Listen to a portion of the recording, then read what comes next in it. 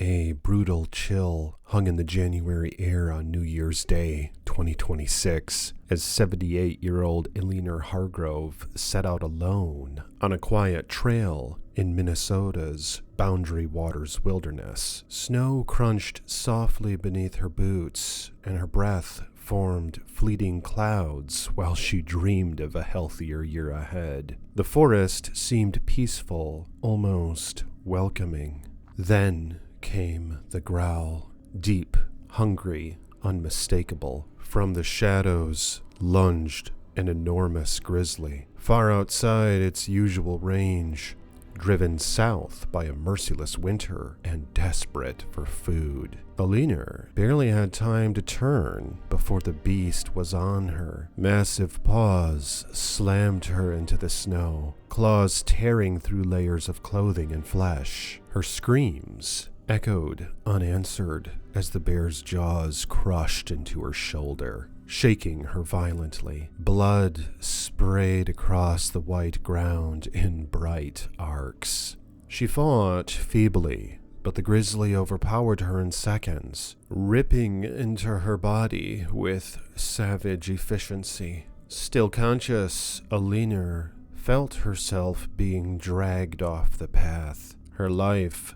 leaking away with every ragged breath. The bear hauled her into a secluded spot beneath a downed tree and began burying her under snow and branches, cashing its kill while she weakly clung to the last threads of awareness. Cold crept in alongside the pain until finally everything went dark. What's up, guys and gals? Iceman here. Welcome to my new YouTube channel, Horrors of the North. If you will, like this video and subscribe to this page and make sure you paw that bell so you're notified next time I post a video. Later that morning, 22-year-old Audrey Thompson and her boyfriend Kyle stepped onto the same trail. Audrey, a strikingly beautiful young woman with long auburn hair and vivid green eyes, navigated the world through the lens of autism.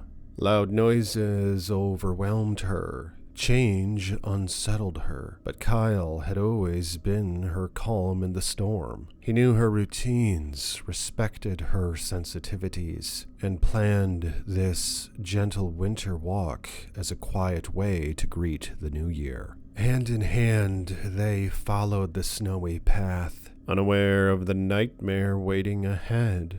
Audrey focused on small comforts, the rhythm of their footsteps, the familiar weight of her scarf, while Kyle spoke softly about their future. The trail curved through dense pines, serene and untouched. Then Audrey's boot snagged on something hidden beneath the snow. She stumbled forward, unable to catch her balance, and her face struck a sharp rock with a sickening crack. Blood poured from her shattered nose and split lip as she lay dazed. Kyle rushed to her side, but his attention shifted to what she'd tripped over. A frozen human arm jutting from a crude burial of snow and leaves. Eleanor's mutilated body lay partially exposed, her face locked in a final expression of agony. Before either could process the horror,